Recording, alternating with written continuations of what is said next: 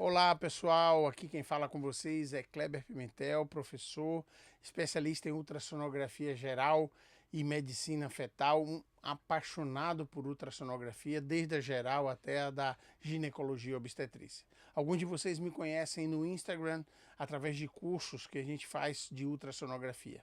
Nessa etapa aqui no YouTube, o que eu quero fazer é passar um pouco do meu conhecimento para vocês, para que vocês forjem o ultrassonografista de vocês mesmos, onde vocês se tornem ultrassonografistas de alta qualidade. E aí um dos passos é uma visão geral da ultrassonografia, é tentar se capacitar em vários exames, não que você seja um ultra especialista, mas que você faça exames de qualidade e que isso faça um link no seu cérebro para que você raciocine de forma melhor todos os exames que você for fazer. Então, a partir de hoje, você vai construir o ultrassonografista de melhor qualidade para seu dia a dia, ok? Vamos nessa. Vamos nessa. Primeira coisa, o que eu faço para... Por que o nome é sistematização do exame de abdômen? Exatamente porque no exame de abdômen a gente consegue fazer uma varredura de forma a não deixar passar patologias que porventura possam vir a ser identificada nesse momento. Então vamos lá. O que é que eu tenho aqui? Quando começamos a fazer o exame de ultrassonografia, a primeira coisa que vem na cabeça é: será que eu vou enxergar as estruturas? E pessoal, realmente a gente começa a ver dessa forma aqui, ó, um mosaico em tons de cinza, você não consegue reconhecer. A gente tem na cabeça a anatomia do livro.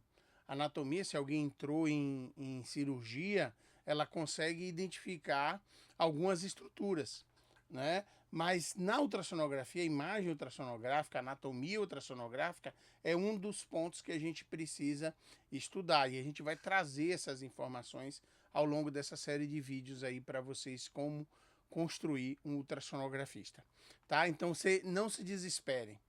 O que é que eu quero que vocês façam quando vocês virem um mosaico? Meditem. Pensem que, olha, se alguém conseguiu, eu também consigo. Então eu não preciso me desesperar. Com o tempo e com o aprendizado, com a tutoria, você consegue enxergar, começa a enxergar, ó, uma mancha um pouco mais detalhada. E com o tempo, você consegue enxergar e identificar aquele órgão. E vou mais além, você vai conseguir identificar que aqui é um rim, isso você identifica, mas que você tem a região cortical, que você tem os pretinhos aqui, os hipoecoicos, né? Totalmente anecoico. A gente vai falar de nomenclatura também. Tudo que é muito branco é hiperecoico, tudo que é muito escuro é hipoecoico, anecoico, né? Se ele for totalmente escuro, e aí a gente vai aprendendo essa nomenclatura.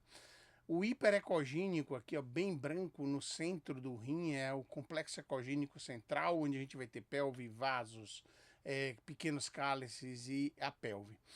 E você já vai aprender que você vai evoluir, que você não é só um retratista, você é um ultrassonografista, um médico, e aí você vai saber que na cortical tem glomérulos principalmente, que nas pirâmides vai ter túbulo contornado proximal, alça de Henle distal. Então você vai acumulando esse conhecimento anatômico e vai ligando com sua anatomia, sua histologia e raciocinando para identificar bem o que é normal e suspeitar do patológico. Perfeito. Essa é a evolução inicial.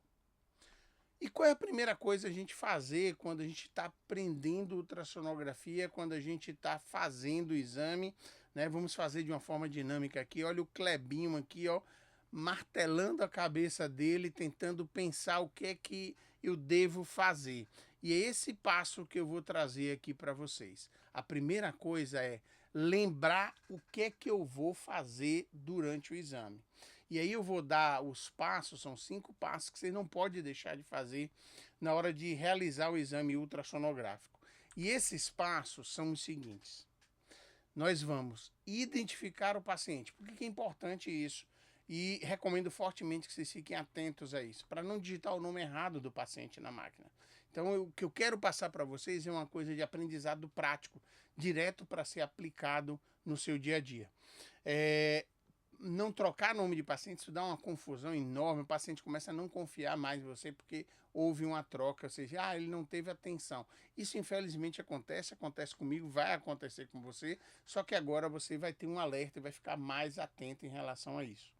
Depois a gente vai fazer, identificou, fez uma história do paciente, eu vou focar isso de novo no final, lembrar que eu tenho que colher informações do paciente, pelo menos uma mini história, para que eu raciocine. Nós não somos retratistas, somos médicos. Precisamos identificar de forma clara a possibilidade de doença ou se os sintomas vão casar com os achados da ultrassonografia. A outra coisa é ajustar o aparelho. Quando eu coloco o aparelho no paciente, existe no aparelho uma coisa chamada preset, que é um pré-ajuste do aparelho para cada exame que a gente for fazer. No caso aqui estamos falando de medicina interna, o exame de abdômen, e aí ele tem lá e você marca. Só que cada paciente é diferente. E aí você precisa fazer o ajuste específico, personalizado para aquele paciente ao longo do exame. Parece que vão ser muitas coisas, mas não é. Eu vou dar os pontos principais para que a imagem fique de qualidade melhor e você consiga fazer diagnósticos de forma mais assertiva e com mais cuidado. Depois que eu ajusto o aparelho, eu vou sequenciar o exame. Isso é uma coisa que a gente não pode deixar de fazer. Eu tenho uma sequência, onde é que eu começo o exame, onde é que eu termino. Kleber, eu fiz muito rápido e não sequenciei, posso liberar? Não, volte e sequencie de novo.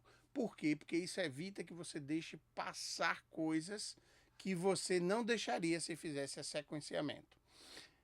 E o que é mais importante nesse momento? Reconhecer o que é normal. Muitas vezes a gente aprende de um jeito, o cérebro vai acumulando imagens do que a gente vai vendo como normal. Só que às vezes normal tem variação. Às vezes o normal num aparelho aparece com outra característica em outro aparelho. Temos vários tipos de aparelhos. As ecogenicidades são diferentes, os aparelhos não são iguais, os comandos não são iguais, os presets não são iguais, e isso pode gerar dúvidas, além de você achar que aquilo é uma patologia, que na verdade é uma variação do normal, tá? Então olha a importância desses pontos principais para a gente. Então reconhecer o que é normal nos diversos aparelhos, nos diversos ajustes, é importante. Inclusive a variação de normal a depender da idade do paciente. Coisas esperadas, entendeu? Bom, se eu reconheço bem o que é normal, eu evito ser iatrogênico. Eu não indico uma patologia que pode inclusive ser cirúrgica. E aí o paciente ser operado de forma desnecessária. E o quinto ponto, que aí eu botei suspeitar do patológico, porque eu não preciso necessariamente saber exatamente qual é a patologia, até porque o ultrassom não é anatomia patológica, ele não olha a histologia, ele olha a macroscopia. Você pode até suspeitar de qual tipo de doença deve ser, mas não vai conseguir dizer claramente. Algumas vezes a gente sugere muito fortemente, mas a maioria das vezes a gente não pode garantir. Então você tem que ter cuidado com isso, né? Então a gente vai ensinar isso aqui para vocês. E o suspeitado patológico, por quê? É menos frequente o patológico do que o normal. E você tem tempo de estudar e pensar naquele patológico. E aí, uma informação fundamental. Encontrou naquele dia, encontrei 10 patológicos. Escolha um para que você estude a clínica, como é no raio-x, como é na tomografia, como é na ressonância. Tente acumular conhecimento, fazer ligações químicas no seu cérebro sobre aquela patologia. Isso vai facilitar os diagnósticos futuros, vai te dar segurança em situações mais difíceis. Então você precisa, não existe caminho simples, você precisa acumular o conhecimento. O conhecimento é lento e progressivo.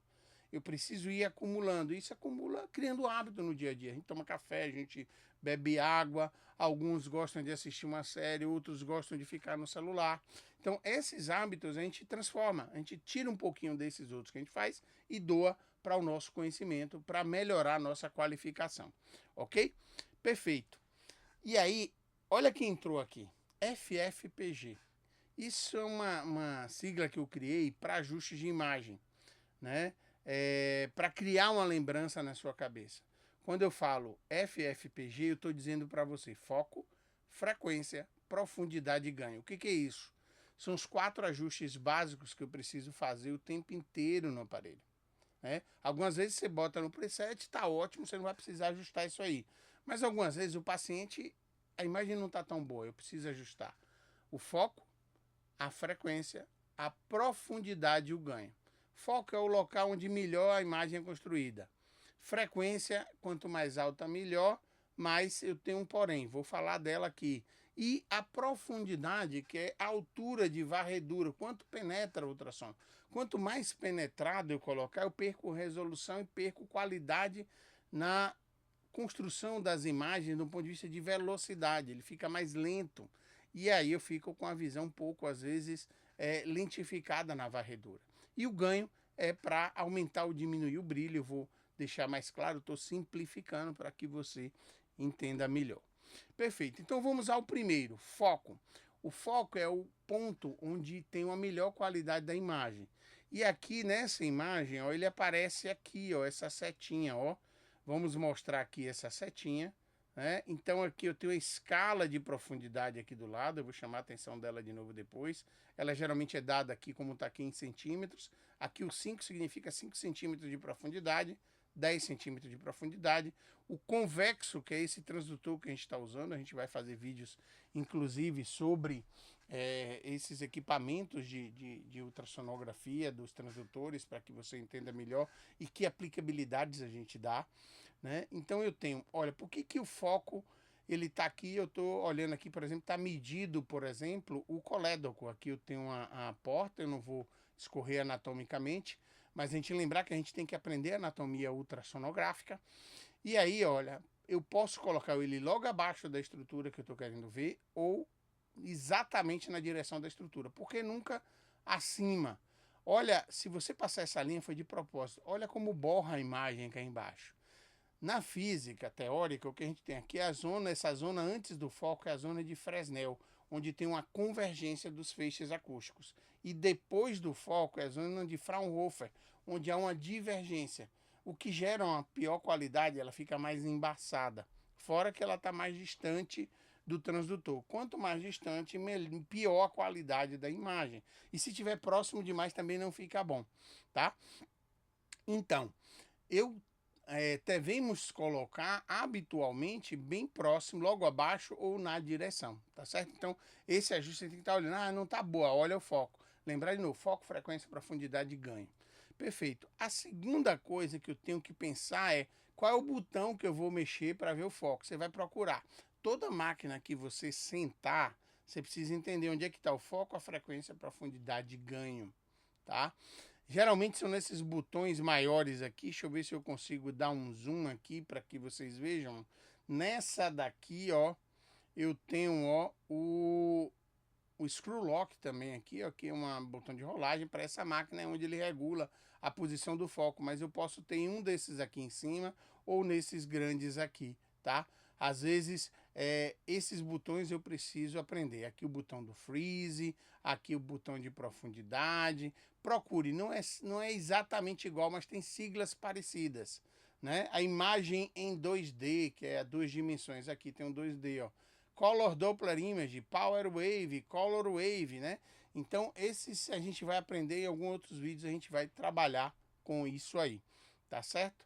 Então, a gente vai ter essas condições de avaliação e aí eu preciso saber onde é o foco da minha imagem. Um outro ponto é a frequência. A frequência do aparelho é o quanto eu vou melhorar. Ela é dada em megahertz, geralmente o transdutor de convexo, a gente vai falar dos outros também. Ela é entre 3 e 6 megahertz em geral, é o mais comum. Eu tenho variações disso aí no convexo, mas de 2 a 3, o que acontece? Eu tenho uma possibilidade maior de variação. Hoje em dia os transdutores ficam resolução, intermediário, o geral e penetrado. Ou seja, o resolução é o que tem a maior frequência. Quanto maior a frequência, a resolução. Só que o que acontece? Quando aumenta a resolução, muito feixe acústico retorna para construir aquela imagem de alta qualidade. E aí não chega até a profundidade que eu preciso. Então, às vezes, dá muita resolução, você perde a imagem que está mais profunda. Então, tem que ter um balanço isso aí. ao longo do tempo vocês vão aprendendo sobre isso. Em geral, a gente faz a varredura no intermediário, né? Naquele geral, né? Nem tão profundo, ou nem tão alta frequência, nem tão baixa. Quando eu estou com um paciente que é maior ou com obesidade, eu uso geralmente o penetrado. Para quê? Para que eu consiga chegar até estruturas mais profundas, embora perca um pouco mais da qualidade. Eu preciso ajustar. Se tiver ajuste bom, você está enxergando bem, você não precisa fazer a mudança. Então, nesse aparelho, por exemplo, ó, eu tenho aqui, ó, esse transdutor está aqui em cima, ó, 6C, que é de convexo, 6 MHz. E aí, nesse momento, ele está com 5.1 MHz, que é a frequência atual para construir essa imagem aqui. Profundidade, pessoal. Profundidade é a altura com que eu quero que penetre o feixe. Para começar a analisar, eu posso botar o convexo, pode ir até, tem alguns convexos que chegam a 30 centímetros de profundidade, outros até 40. Mas em geral a gente trabalha ali com 20 a 30 no máximo, né? E quanto maior, aí, Kleber, como é que eu faço? Eu vou tentar sempre usar a maior frequência.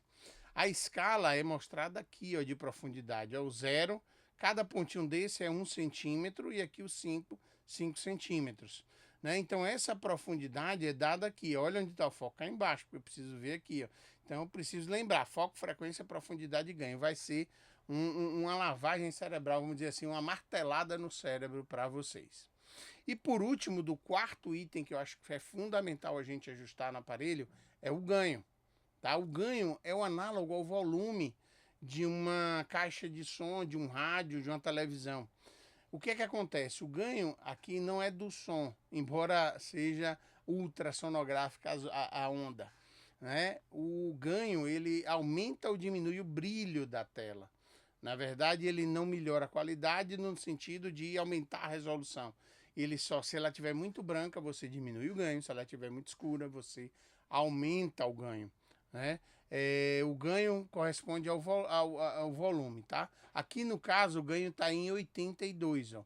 Do lado, essas informações vão estar sempre aqui, ó. Números de fotos para construir imagem aqui, por exemplo, o FPS, que é igual a de câmera, né? A gente trabalha câmera de 20, 60 FPS. Aqui eu tô com 17 FPS, tá? Então, cada comando desse, aí depois um vídeo específico, a gente trabalha bem sobre isso para vocês irem evoluindo, tá certo? Então, ganho, foco, frequência, profundidade e ganho. O ganho tem um botão. Esse botão do ganho pode ser o giratório, o ganho geral, ou posso ter ganho setoriais, que são aquelas linhazinhas, alguns digitais, outros físicos. Eu aumento o ganho mais em cima, mais no meio ou mais embaixo, tá? Bom, identificar o paciente, porque é que eu já deixei ele aqui para vocês olharem essa tela. Não esquece de identificar, fica atento, isso pode gerar confusão e perde confiança do paciente. Poxa, ele não ficou atento nem ao meu nome, tá? Então tenha muito cuidado com isso aí. Isso infelizmente acontece, mas a gente vai evitar ao máximo. Idade e sexo eu preciso botar no aparelho? Não necessariamente, né? Mas é para que você lembre que eu já te dou dando uma coisa indireta que é, se eu sei a idade e o sexo, eu sei as patologias que mais acometem. E aí eu vou associar ao meu raciocínio para pensar na patologia que ele possa ter, tá certo? Então é basicamente para isso aí. A outra coisa, os ajustes do aparelho. Não posso esquecer de fazer esses ajustes. Vamos passo a passo naqueles temas de fazer um bom exame. Eu já falei para vocês, então eu vou estar lembrando, martelando o cérebro de vocês.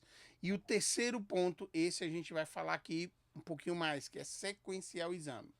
Por que é importante? Para a gente não ter o que os professores antigos já me diziam, não ter a síndrome dos olhos felizes. Quando você vai fazendo o exame, encontra uma patologia, você tende naturalmente a ficar focado nela, querer mais informação e pode não fazer o exame de forma completa, porque você está empolgado. Então, acostume sempre a sequenciar. Qual é o órgão que eu vou começar? Quais são as sequências que eu vou fazer minha varredura? Seja sequencial sempre. Ah, eu fiz, mas não sequenciei. Volte e sequencie. Tá certo? Porque aí você vai fazer bem feito. Eu vou trazer aqui para vocês uma sugestão. Você pode fazer a sua. Não existe uma regra obrigatória. Por exemplo, eu faço o primeiro ajuste do aparelho. Identifiquei o paciente, coloco o transdutor ao nível logo abaixo do apêndice tifoide, e olho o lobo esquerdo do fígado, e aí eu ajusto o aparelho, pele subcutânea, aponeurose, parênquima, hepático, cápsula de Gleason, para eu ver e ajusto foco, frequência, profundidade e ganho. A partir dali eu começo a fazer a minha sistematização.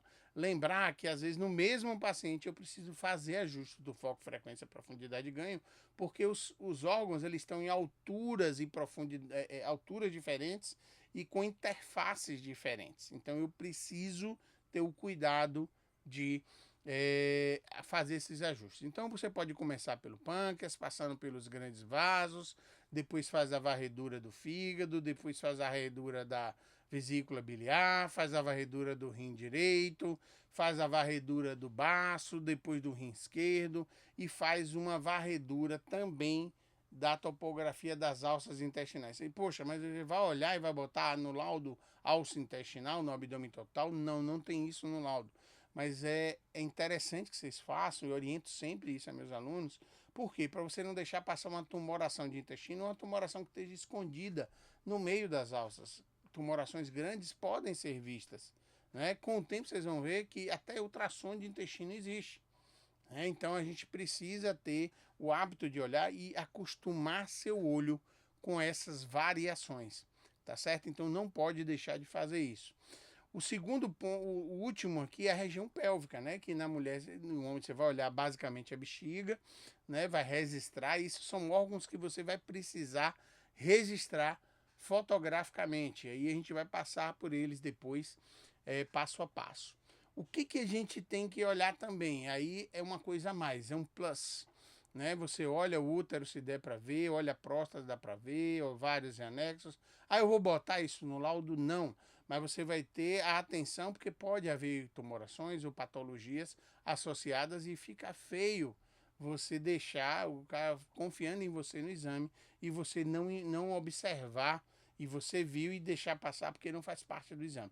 Então, atenção, bota como adicional, uma coisa assim, mas especificamente eu acho que vocês devem realmente dar uma olhada geral, pensando que se fosse eu que estivesse ali, se fosse minha irmã, minha filha.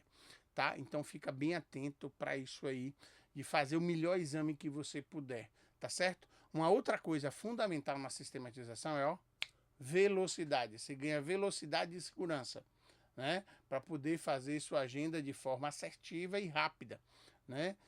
Então, o sequenciamento garante segurança e garante velocidade. Perfeito. O quarto ponto que eu preciso, lembra lá do primeiro, identificou, ajustou, sistematizou. O quarto é extremamente importante, que é reconhecer o que é normal. E aqui eu coloquei uma imagem de um pâncreas. Ó. Aqui eu tenho um processo ensinado do pâncreas. Olha que eu já vou dando algumas coisas de anatomia. Cabeça do pâncreas, corpo do pâncreas, cauda do pâncreas. No meio do pâncreas tem duas linhas paralelas ali. Ó. Algumas vezes a gente consegue seguir ela inteira. É o ducto pancreático principal, que a nomenclatura antiga chamava de ducto de Wirsung, né? Mas alguns ainda usam o ducto de Wirsung, ok? Então a gente tem o pâncreas, ele é finamente heterogêneo, parece aqui, mas a gente não bota que ele é finamente heterogêneo. Esse é o padrão normal dele, então ecogenicidade e textura normais, tá certo? Então eu tenho essa textura que é o esperado, só que pâncreas tem variação. Na criança ele é um pouco mais escuro, no idoso ele é um pouco mais ecogênico, gorduroso e menos esse aspecto de áreas escuras e áreas ecogênicas, né? Áreas hipoecóicas e ecogênicas. Então existe uma variação no pâncreas para a gente também não dizer que aquele pâncreas é patológico. Tá certo? Então tem que suspeitar. E aqui a gente já vai, no seu dia a dia, você deve identificar as estruturas. Olha, aqui eu cortei um pedacinho que eu usei para poder a gente enxergar, mas eu tenho aqui, ó, cápsula de Gleason aqui, uma parte do lobo esquerdo, do fígado. Vocês vão ver que é uma angulação diferente para ver o pâncreas.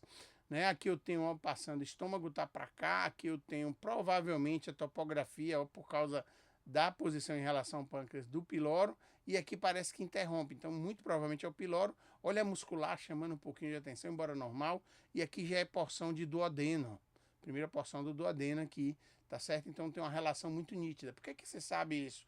Treino, estudo, anatomia básica do Sobota, do Gray, né? E anatomia ultrassonográfica, tá? Então isso é o treino. Aqui eu tenho, ó, a confluência da artéria esplênica que está aqui, a mesentérica, a veia mesentérica superior. Elas se juntam que vão em direção ao fígado na topografia aqui, ó, direcionado para o ombro, a veia porta. Então você vai acumulando esse conhecimento por toda a anatomia, que você olha o que é aquilo ali. Vamos olhar de outro ângulo, vamos pegar um livro para ver a anatomia disso aí.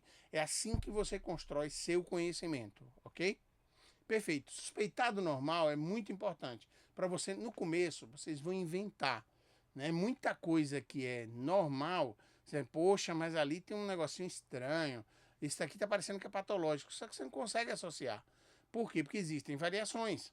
Então, muito cuidado com isso. Inclusive, variações de aparelho para aparelho. Cada aparelho tem uma ecogenicidade diferente, tem um ajuste um pouquinho diferente, né? Tem alguns que penetram mais, outros penetram menos, outros têm uma imagem um pouco mais nítida, outra um pouco mais granulada. Então, vocês vão precisar acostumar com isso aí. O outro ponto fundamental é reconhecer ou suspeitar do patológico. Não que você precise dar o diagnóstico, mas você tem que suspeitar que aquilo ali está alterado. É mais importante eu saber que está normal e reconhecer e suspeitar do patológico do que pura e simplesmente identificar a doença, tá? Vai ser muito mais comum o normal do que um patológico. Patológico você pode até ter um tempinho para dar uma estudada para ver o que possibilidade pode ser aquele achado. Um cuidado, não dê diagnóstico etiológico, histológico na ultrassonografia. Algumas vezes a gente consegue muito próximo, como miomatose, né, como um hemangioma no fígado, é sugestivo. Existem variações que não são, né? Histologia não é dada pela ultrassonografia, então são nódulos, a macroscopia o que a gente vê, então tenha muito cuidado com isso.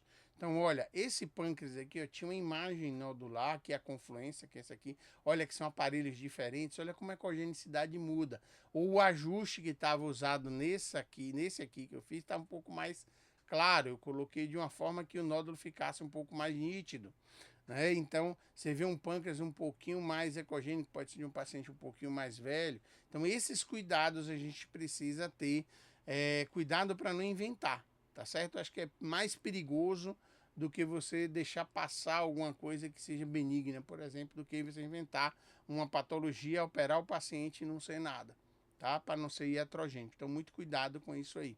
Então, suspeitar, reavaliar, estude como é o aspecto daquela imagem nos outros módulos, né, de diagnóstico, como raio-x, tomografia, ressonância. Estude a patologia para que você realmente crie um banco de conhecimento para ligar as coisas, associar a imagem ao achado clínico, tá certo? Isso te dá segurança e mais assertividade, tá certo? Perfeito. Feito essas 5 etapas que a gente fez, de identificou, ajustou, sistematizou, reconheceu o que é normal e suspeitou do patológico, tem informações do início do exame que eu preciso chamar atenção. Então, por isso que eu botei aqui no meio da aula exatamente para que a gente consiga realmente reconhecer esses pontos principais. Sentou o paciente, qual é o motivo do exame dele? Porque você, acabei de dizer, a gente vai associar a clínica com a imagem, tem que bater. Se não bater, desconfie do seu exame, é muito mais provável. Lembra que é uma máxima que se fala em medicina, a clínica é soberana. Algumas exceções vão existir, mas você precisa tentar sempre fazer essa ligação. 2, tem antecedentes cirúrgicos, por quê? Quando a gente vai laudar, aí é uma questão prática. A gente tem um laudo pré-moldado lá com vesícula biliar e ele pode ter tido uma retirada dessa vesícula por cálculo, por colecistite. Então você precisa anotar isso aí para não deixar passar. Lembrar o tempo todo do ajuste do aparelho, lembrar da varredura sequencial, visão das estruturas em 2 planos. Opa, falei uma coisinha um pouquinho diferente agora. Por que em 2 planos? Que às vezes eu posso ter uma estrutura mais linear, que no plano único de varredura eu posso passar batido. Mas quando eu faço no sentido perpendicular à primeira varredura, eu posso enxergar melhor aquela alteração ou aquele órgão. Então, o ideal é que você faça a varredura sempre em 2 planos. Alguns órgãos, você, numa varredura em um plano só, você consegue ter uma segurança maior. Mas um recado importante, acorda aí. Se for patológico achado, eu preciso ter em 2 planos, para que eu tenha a segurança de que eu olhei o maior diâmetro, que eu olhei toda a estrutura dele, tá certo? E, por último, mas não menos importante, fundamental, por isso que está em branco separado, mesmo que encontre alteração, complete a sequência do exame, depois retorne ao estado patológico. Por quê, pessoal? Para a gente não ter a síndrome dos olhos felizes. A felicidade de encontrar a patologia e esquecer de avaliar completamente o restante dos órgãos daquele paciente. Tá certo? Então não pode deixar faltar. Beleza? Perfeito. Então, o próximo passo é por que às vezes no começo é tão difícil isolar os órgãos ou enxergar bem os órgãos, né? Eu costumo brincar assim, ó, todo mundo que está começando no ultrassom tem a genesia de pâncreas e de baço, porque ele não consegue achar, mas na verdade é porque ele não foi treinado para encontrar esses órgãos no meio de tantos órgãos. E isso acontece por isso, ó, os órgãos estão sobrepostos, às vezes um do lado do outro, às vezes, por exemplo, o duodeno, quando estiver cheio de gás, por que a gente manda, por exemplo, ter jejum, beber bastante água? Para poder, a água funciona como uma janela da alma do ultrassom. O líquido permite uma passagem do som muito fácil, o que a gente chama de janela acústica. Olha aí, anota esse nome, janela acústica, para estudar. E aí, ó, você identifica melhor os órgãos quando tem líquido em volta, porque funciona como um contorno, como uma janela da alma do ultrassom. E às vezes os órgãos um sobreposto ao outro, por exemplo, cólon transverso aqui, ó, ele dificulta, por exemplo, se eu olhar de baixo para cima para ver o fígado. Então essas interrelações é muito fácil assim, no esquema, né? Quando eu boto um esquema assim, ó, aqui é um desenho que eu fiz, ó, do fígado, vesícula, colédoco, né? A gente tem aqui o estômago, o piloro, o pâncreas, aí é fácil. Mas no ultrassom isso está tudo embolado. Mas com o tempo, não se desespere. Você consegue identificar pela textura, pela posição, todos esses órgãos. E aí é que entra uma história da ectoscopia, que é eu identificar externamente onde é que está a posição de cada órgão daquele, né? Eu olhar por fora do paciente, saber que tem um fígado de um lado, o baço do outro, rim de um lado, rim do outro, né? E aqui essas imagens aqui com vários transdutores é algumas varreduras que a gente faz. E um dos cuidados que a gente tem, que é uma coisa que é bem comum no exame de abdômen, você vai ver o fígado, você olha nessa direção, olha igualzinho aqui, ó. Se fosse assim era fácil, mas aqui, ó, no mundo real eu tenho o cólon transverso, que se ele tiver muito cheio de gás ou ele for distendido e mais alto, eu tento ver por aqui o fígado e eu não consigo ultrapassar o cólon, né? E às vezes a gente tem que fazer varredura intercostal. Então tem algumas técnicas que a gente vai ter que usar para melhorar a qualidade da imagem na mão, né? Não é só no ajuste, só no tipo do aparelho. Colocar o paciente em pé, colocar o paciente de lado, fazer abordagens diferentes. Isso é o que a gente precisa fazer para construir uma melhor imagem, né? Então toda essa varredura ela precisa estar atenta que eu tenho um órgão sobrepondo. Por exemplo, o estômago sobrepõe na hora que eu estou avaliando o pâncreas. O estômago bloqueia, por isso que não pode estar com um estômago cheio, né? Até porque se comer também esvazia a vesícula biliar, eu não consigo enxergar. Então esses cuidados que a gente tem que ter, tá? Às vezes dar água ao paciente para ver pâncreas, botar o paciente em pé, tanto para o pâncreas quanto para o fígado, às vezes até para o rim com o paciente em pé, funciona bem, tá certo? Então isso é uma coisa que a gente tem que trabalhar para se tornar um ultrassonografista. Vamos acumular conhecimento para construir um bom ultrassonografista. Perfeito. E aí, a gente não pode deixar de falar e encerrar isso aqui da seguinte forma. Eu preciso identificar o paciente. Eu preciso fazer ajustes do aparelho. Eu preciso sequenciar o exame. Eu preciso reconhecer o que é normal e eu preciso suspeitar do patológico. Olha, você precisa escrever isso aí. Umas 10 vezes essa lista tem que estar na cabeça. Você vai escrever, tá? Então isso é fundamental. E antes da gente encerrar, dá um joinha aí no vídeo, coloca nos comentários o que é, se vocês gostaram, o que é que vocês querem mais. Eu preciso entender quem são essas pessoas, quem são esses colegas que querem evoluir na construção de um bom ultrassonografista. E eu quero passar esse conhecimento de mais de 20 anos aí que a gente tem, e do autoaprendizado. Eu vou ensinar vocês como se tornarem ultrassonografistas melhores, médicos melhores. Então eu preciso desse retorno de vocês para me motivar, né? A gente se motiva com as solicitações, com os comentários, né? Então segue a gente aí, clica no sininho. Assim que eu soltar outro vídeo, vai ter mais coisa aí para vocês. Então, identifica, faz ajuste, sequencia, reconhece o normal. Clebão, mas eu não faço tanto exame. Vai para o livro. Tá cansado? Folheia o livro. Então, primeira informação, outra informação fundamental para vocês aqui, ó, folheia o livro. Veja as imagens, leia só as fotos para ver as patologias que podem ser encontradas. Vão acumulando, você vai ver que você vai se empolgar e vai acabar lendo aquela outra parte.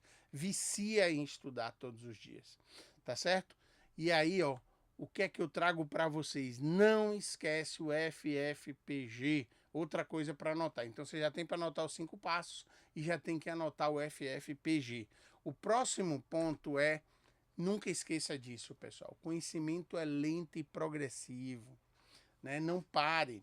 Ninguém te impede de aprender. A gente tem fontes de aprendizados grandes. Escolha, busque tutores, busque conhecimento o tempo inteiro, né? Invista na sua formação. A gente está diante de um mercado extremamente competitivo e a gente, principalmente, tem uma responsabilidade muito grande com pessoas que estão confiando na gente. Tá certo? Então, ó, segue a gente aí, não deixa de acompanhar o canal, tá certo? E até a próxima aula. Um abraço.